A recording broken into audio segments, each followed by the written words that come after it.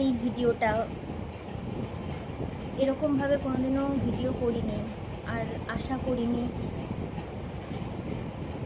আজকের দিনে দাঁড়িয়ে এইভাবে এই ভিডিওটা করতে হবে। আজকে জামাই ষষ্ঠী, আমি শ্বশুর বাড়িতে।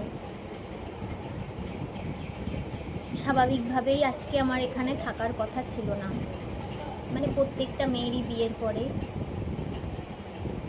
বাবার বাড়িতে যায় ষষ্ঠী করতে। আর এটা আমার বিয়ে হয়েছে আজ 6 মাস পূর্ণ হয়ে 7 মাসে পড়তে গেল।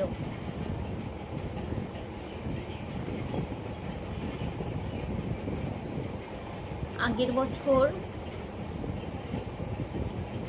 মানে কখনো এই কথাগুলো না বললে না, এই কথাগুলো কাউকে একটা বলার দরকার, বুকের ভেতরে খেয়ে যাচ্ছে। এই কষ্টটা না চাপা কষ্ট, যেটা সহ্য করতে পারছি না।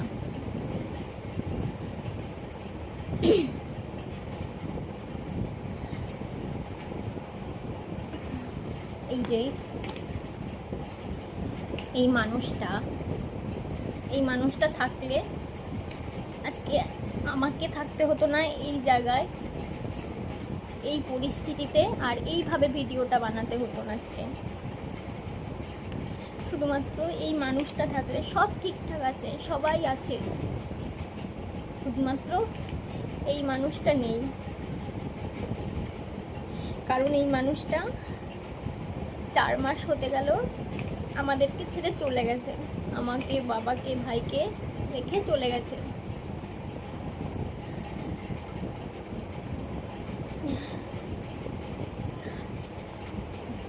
অনেকে বলবে যে তুমি ফোনে ক্যামেরা ধরে রেখে অভিনয় করছো।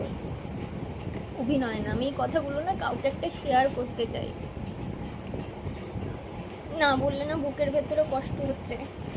আগের বছর জামাই ষষ্ঠীর দিন যখন মাংস রান্না করেছিলাম, তখন তো জানতাম যে আমার বিয়ে হবে।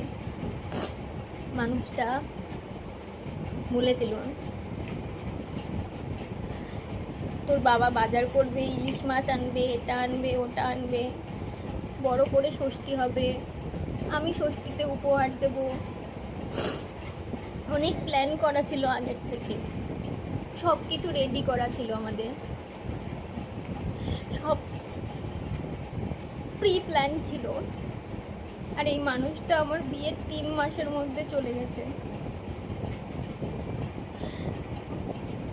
আমি শাড়ি পরতে শিখে গেছি, তুমি দেখেছো? নিজে নিজে পরেছি শাড়ি। তোমার ওই বড্ড বোকা মেয়েটা আজকে অনেক কিছু শিখে গেছে মা।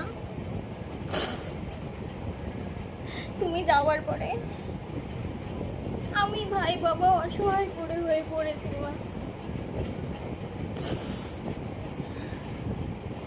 এটা কথা ছিল না মা, তুমি বলতে না বিয়ে হোক, অনেক কিছু বুঝতে পারবি, মা হবি, আরো অনেক কিছু বুঝতে পারবি। মা তো অনেক কিছু তো বাকি রয়ে গেল আমাদের জীবনে।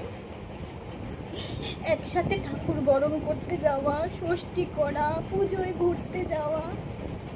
তুমি বলেছিলে না যে তুই ষষ্ঠী করতে আসবি, শাড়ি দিবি, আমি সবাইকে বলবো আমার মেয়ে ষষ্ঠীতে আমাকে শাড়ি দিয়েছে। কাকে বলবো, কাকে দেব মা? তোমার জামাইয়ের তো ক্ষমতা আছে মা, অনেকটা ক্ষমতা আছে।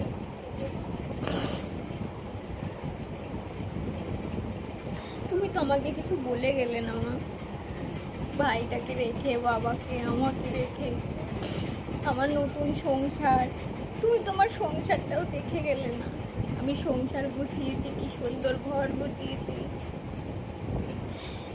যেই মেয়েটা 1 কাপ চা করে খেতে পারতো না, ঘুম থেকে 9টায় উঠতো, 1 চা মুখের গোড়ায় দিতে। যেদিন তুমি চলে গেলে মা, সেদিন কেউ রাত্রিবেলায় আবার চা করে দিয়েছিলে। তোমার মনে আছে মা?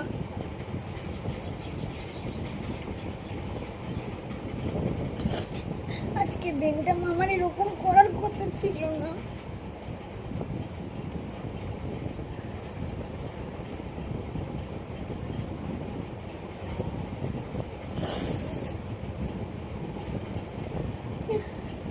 বাবা ভাইটা বড্ড অসহায় পড়ে রয়েছে। আজকে ষষ্ঠীর দিনে আলু সিদ্ধ দিয়ে ভাত খাচ্ছে মা। আমার যে কিছু করার ক্ষমতা নেই। আমাদের কত স্বপ্ন ছিল তোমার আমার, সব স্বপ্ন আমাদের বাকি রয়ে গেল। তোমার মেয়ে দেখো কি সুন্দর শাড়ি পরেছে আজকে একা একা। তুমি বলেছিলে না টেনে সিঁদুর করবি, তোর মুখটা লক্ষ্মী ঠাকুরের মতো লাগবে।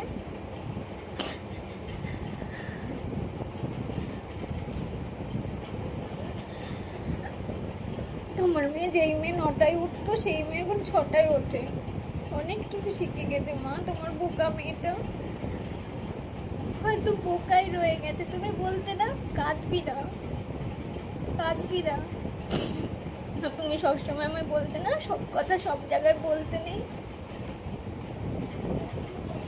তুমি তো বাবাকে বলতে বাড়ি আসার আগে মেয়েটার জন্য একটু খাবার নিয়ে আসতে পারো না? ভাই যখন বাড়ি আসতো তখন বলতে দিদি তো বাড়িতেই থাকে সারাদিন, দিদিকে একটু খাবার এনে দিতে পারিস না? কেউ মা ওরকম করে যত্ন করে না মা আমার। এক কাপ চা করে দেওয়ারও কেউ নেই আমার। বাবা করে দেয় বাড়ি গেলে।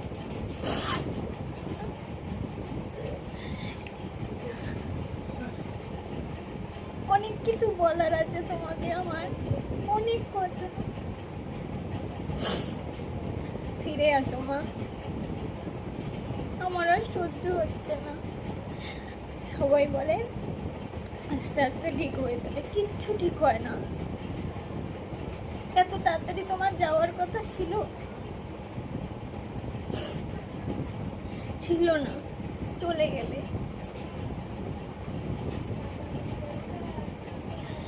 কালকে সারা রাত্রি তোমাকে বললাম মা একটাবার আমার কাছে আসো, আমি তো একা থাকি, আসতে তো পারো।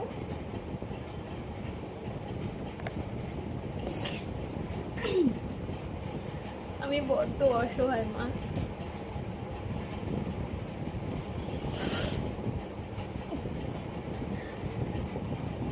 তুমি ভালো থাকো, যেখানে থাকবা আমার কাছে এসো। বড় জন্ম বলে যদি কিছু থাকে, আমি তোমার মেয়ে, তুমি আমার মা হবে।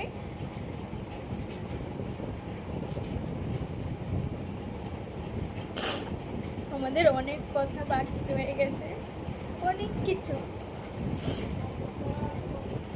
অনেক কথা, অনেক কাজ আমরা বাকি রেখে ফেলেছি। একসাথে ঘুরতে যাওয়া, ঠাকুর বরণ করা,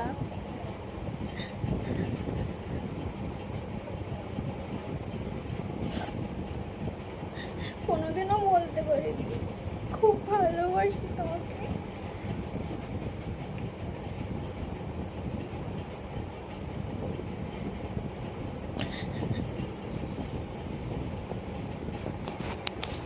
অনেকের কাছেই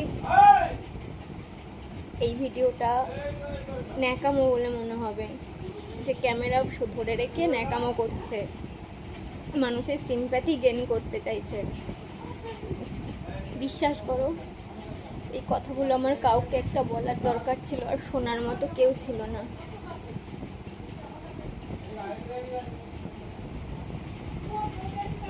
বলে ফেললাম, যদি ভুল কিছু বলি, আমার এখানে মার কাছে ছাড়া কারোর কাছে ক্ষমা চাওয়ার নেই।